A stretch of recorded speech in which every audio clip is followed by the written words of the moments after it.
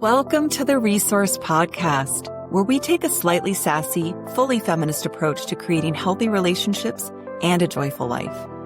I'm your host, Tatiana Thompson, and I'm a licensed professional counselor practicing in both Arizona and Minnesota.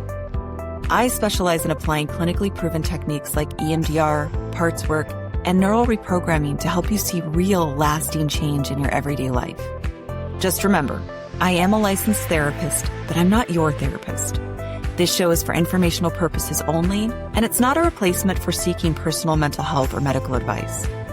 So join me now as we explore simple strategies for breaking toxic relationship patterns and applying simple mental health tools to your daily life.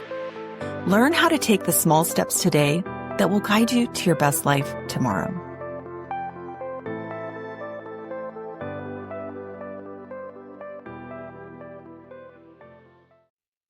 Hello and welcome to the Resource Podcast, the show that invites you to question everything you thought you knew about relationships and mental health so you can finally break through your stuck points and create the life you've always wanted. I'm your host, Tatiana, and I'm on a mission to help 1,000 women become emotionally and financially independent so they can choose a relationship instead of needing one. And you may have noticed that I took last week off from the podcast, which was my effort at self-care during a lot of life transition right now. And I've actually heard from a lot of clients and friends that things have been a bit turbulent for them as well lately. Don't know if you're going through that, but I also want to include everyone listening in the Northern Hemisphere right now, just trying to survive this summer heat. It's been a rough one, especially for the places that don't have the infrastructure to cool their homes and buildings like we do here in Arizona. Something about this topic of excessive heat has me thinking about anger, and you all know I can get fired up about that, especially as it relates to women, in part because, anger is associated with the temperature, high temperatures, but also because the reasons that we're experiencing these dangerous heat waves is related to preventable abuse of our planet, which can make me pretty pissed off when I think about it. Not only because it's destroying our planet, but also it's making me and many others question the future that our children will face. So with that in mind, and my red shirt in honor of anger, let's dive into the topic at hand. Anger and why it's so important to learn how to express it. First, I want to talk about the fear many of us have of expressing our anger, especially as women, because the world has really conditioned all humans to see women's anger as hysterical, ridiculous, and completely out of control. And as I've mentioned in a previous episode, this is one of the best control campaigns ever executed to make the oppressed group look crazy for standing up for themselves, right? But I digress.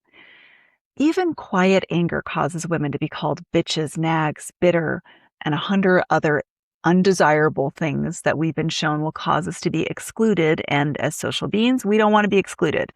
In fact, the irony is men's anger is more commonly seen as a positive trait of leadership, but women's is seen as pathological, even when it's in reaction to mistreatment, which is deeply problematic considering the fact that women still cause far less damage with their anger than men. In a majority of cases, harm to others is caused by male anger that's out of control. We got so many cases of it: war, murder, domestic violence, active shooters, terrorism.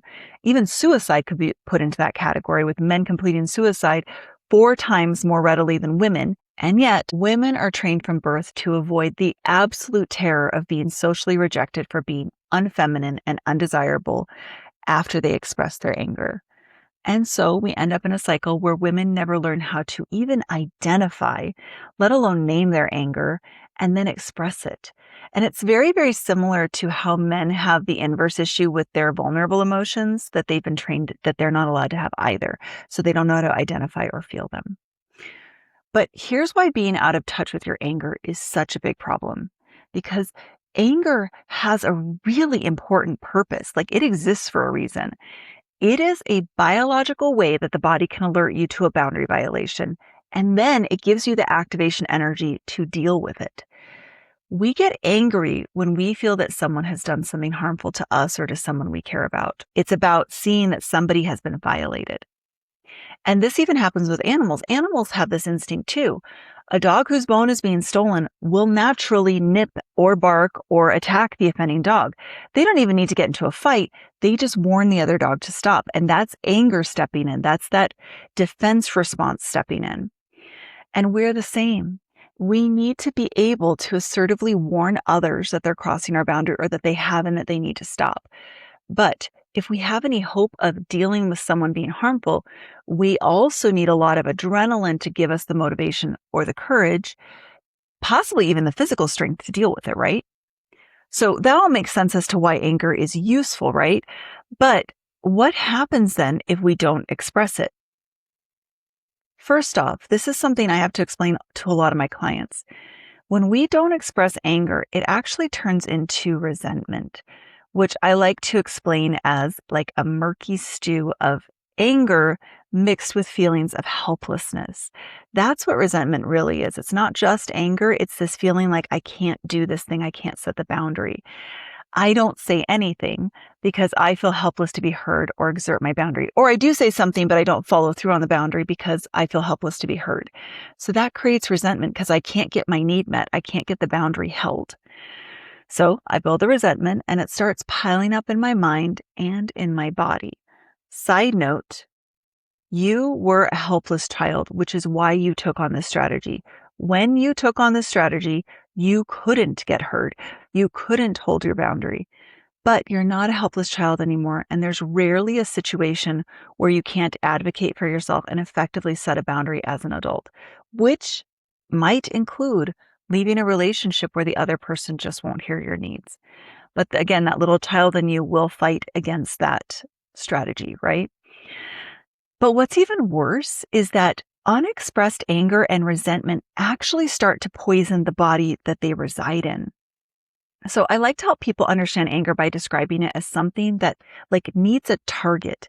If you don't release it from your body, it will turn on you. And now we have a lot of data to back that up. Gabor Mate wrote a book called When the Body Says No, in which he explores the research done on hundreds of thousands of people with major health issues like cancer, multiple sclerosis, ALS, IBS, Crohn's disease, arthritis, and all kinds of other autoimmune disorders. And the data shows that people who habitually repress their anger have significantly higher cancer rates, and that poor expression of emotions also correlates with increases in tumor size and progression of the illness. That's just the cancer part. He also demonstrates how the data correlates autoimmune disorders with repression of anger.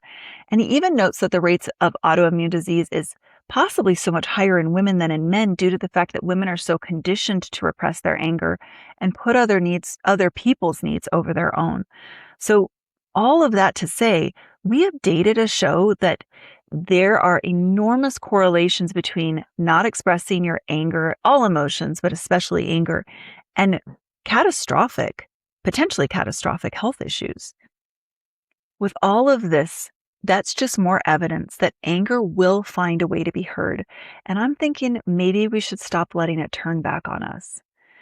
Not only will it poison our bodies if we don't express it, but it will find a way out in other ways, sneaky ways. It slips out of us. And I know you know what I'm talking about. Things like acting in like passive aggressive ways because you're afraid to really speak up. Being irritable is another way. Maybe even like big emotional explosions, like I hold it in all the time and then I finally can't. I just explode on the safest person in my world and I don't feel good about it. But there are even smaller ways like, gossiping. There's arguments to be made that sometimes like habitually bad breath can be related to repressed anger, or making like symbolically biting gestures can be anger trying to exit our bodies. Ultimately, not expressing our anger also means that we don't get our needs met. We stay stuck in cycles that don't serve us. So feeling your anger is the first step, just in understanding a boundary violation, because once you can process past that initial anger, your head kind of clears out. You know how when you're having a big emotion, you can't really think straight? You have to metabolize the emotion. If you don't know all of this, go back to my two episodes on how to feel your emotions. That allows you to clear out all the chaos that's happening from the emotions so you can begin to understand what you need to do to solve the problem. And unfortunately, too many of us try to do those two steps simultaneously. So instead of feeling the emotions and then taking action, based on what it's telling us, we try to do it all at the same time. But if you try to act on the emotion at the time that you're feeling it, that can get really messy. And we all know that doesn't pan out well. So that's another reason that anger gets such a bad rap. We again end up conflating an emotion with a behavior. We forgot to separate them, to feel the emotion and then take steps towards what we need instead of acting out on an emotion that we're not fully metabolizing and then letting our bodies take over and act out the behavior. But remember, they are two different things, and we can learn how to process emotions separately and then put space between the emotion and the behavior or the step we need to do, which means we don't even need to act on the emotion. We need to set a boundary instead. As an aside, not setting our boundaries to get our needs met is also problematic because it teaches others that this kind of behavior is okay. That includes the perpetrators of that, but it also teaches your children that that's okay. On one end, it's teaching your children it's okay for people to treat me badly. Therefore, by proxy, they will believe it's okay for them to be treated that way someday. I promise you, if you demonstrate that to them, they are watching you. They are going to model what is acceptable to you. But it also teaches them that they can violate boundaries, which, by the way, is not in their best interest as they grow into the world. I believe wholeheartedly that our job as parents is to teach our children how to be functional adults who care about and receive care in the world. So we need to teach them that skill, not only how they expect people to treat them, but how they will treat others. Now that we know why it's so important to express our anger, let's talk about how to feel and express it.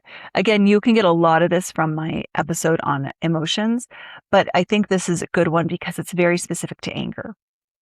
So remember what I said a moment ago about emotions and actions being different things, emotions and behaviors being different things. But with anger, that tends to overlap more than with other emotions.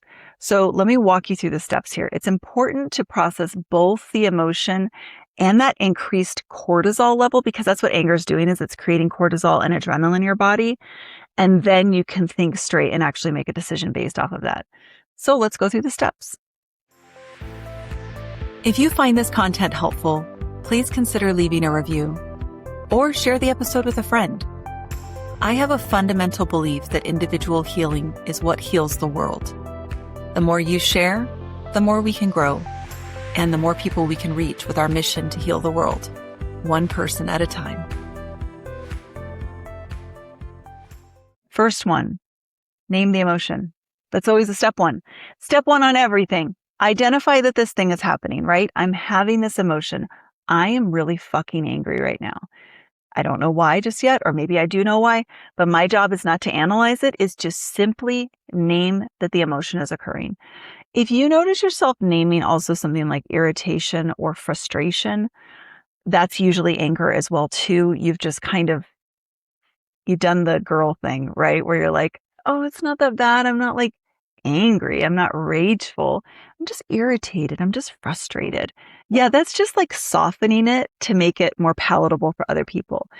Usually when I hear someone say that they are feeling frustrated, that is usually a combination of anger mixed with helplessness. See, I'm feeling so helpless that it's leading me to a place of feeling angry. Irritated is something very similar, but it's a form of anger. So just name it. There's anger there, okay?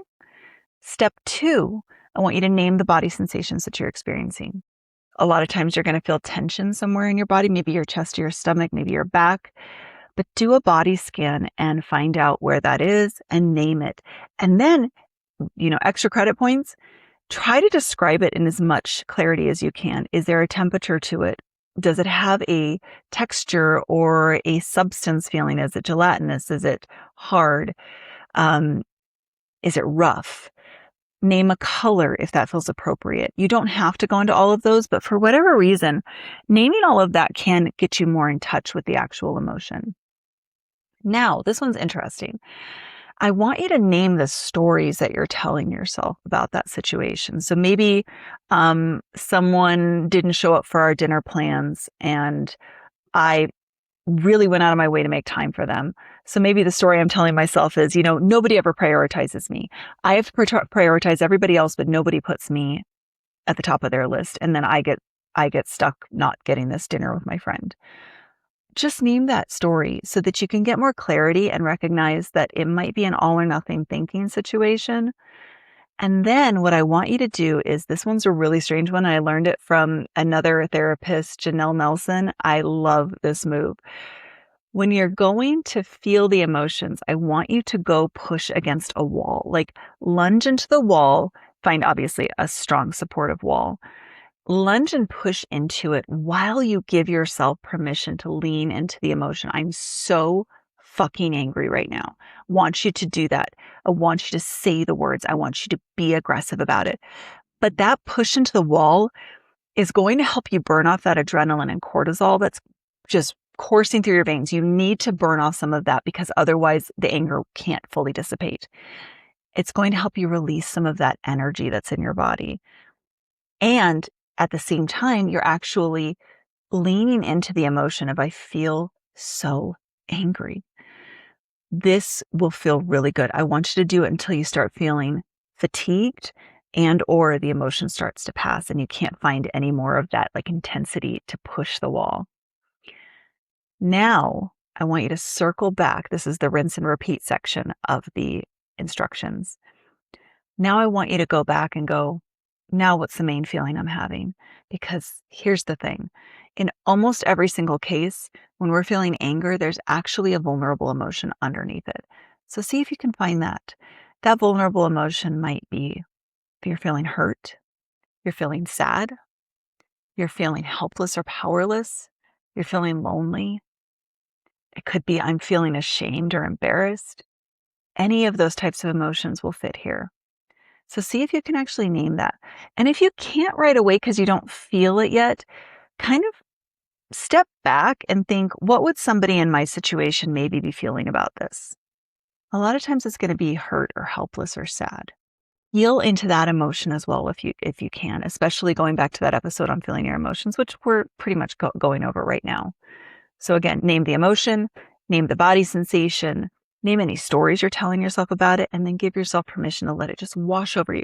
Set a timer if you need to. If you're afraid of it taking over you, set a timer for 2 to 5 minutes and just say, hit me right now. I'm going to let myself feel this grief. I'm going to let myself feel this hurt right now. And then I'm going to walk past it. Now, once you are done feeling into your anger and hopefully any vulnerable emotions associated with it, then I want you to just kind of step away from it.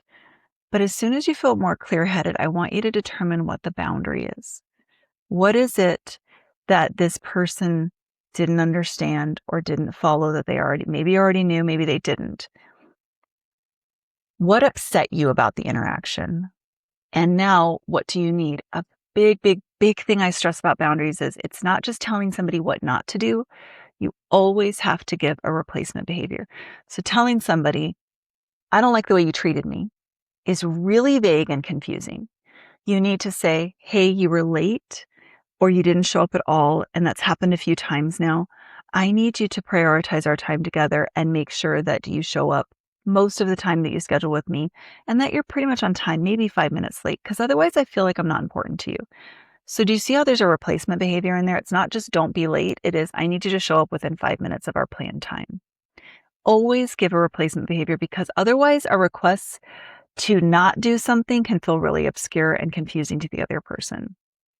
Or our definition of being mistreated is very different than the other person. So we need to define what it is for us.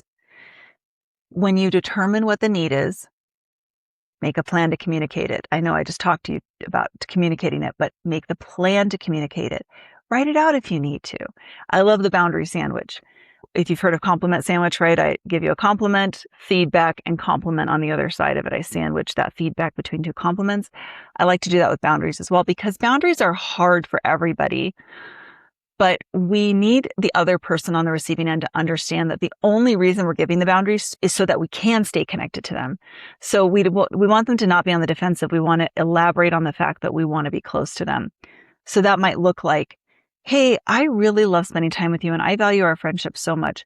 But when you continuously show up late, it really leaves me feeling like I'm not that important. And I would like to ask that you show up more frequently within 5 minutes of our scheduled time or not cancel so frequently. And I really am just telling you this because I love spending time with you and I miss you. So do you see how that had a sandwich around it, right? So make the plan, create your boundary sandwich, and then communicate your boundary to this person.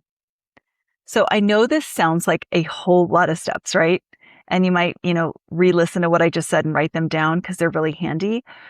But it becomes more seamless once you practice it a few times. And remember, learning to express your anger is just another form of emotional potty training. And if you haven't heard that episode, it's a fun one. Learning how to notice, contain, and release something in a socially appropriate and physically safe way, that's emotional potty training. It's just like learning how to go to the bathroom, because you could argue that giving instructions to someone from another planet on how to use a bathroom would take just as many steps, but it becomes second nature after we practice it a few times. I hope this conversation has inspired you to start tapping into your natural and righteous anger, not only so that it doesn't poison you, but also so that you can get your needs met in your relationships, because you deserve that. And so does the other person. That also means allowing other people to have their anger, not their abuse towards you. Remember, an emotion is not an action, but to express their frustration, their anger. Sitting with someone else's anger towards you is really hard, and I've struggled with that myself. But it is really important that we let people say straight to us, I'm really angry with you, or I'm angry with the behavior you just did, or whatever you just did. Okay, cool. Don't cuss at me. Don't call me names. Don't threaten me. But you can tell me you're angry with me, and then you can tell me your boundary, and we can work from there. And that's what I want you to allow other people to do with you and to offer to other people as well. Because there's very valuable data and important boundaries that can be accessed underneath it. And if nothing else, I'd hate for you to go through your life poisoning yourself because of things that were done to harm you. So that's the crazy thing, right?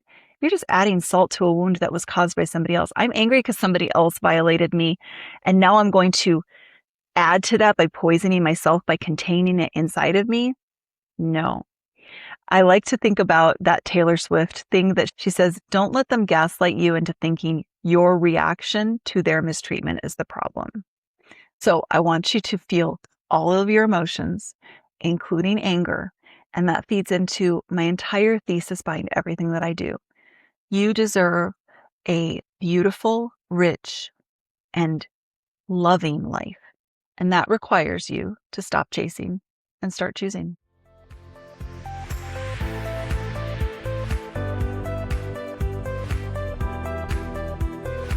Thank you so much for joining me today on the Resourced Podcast.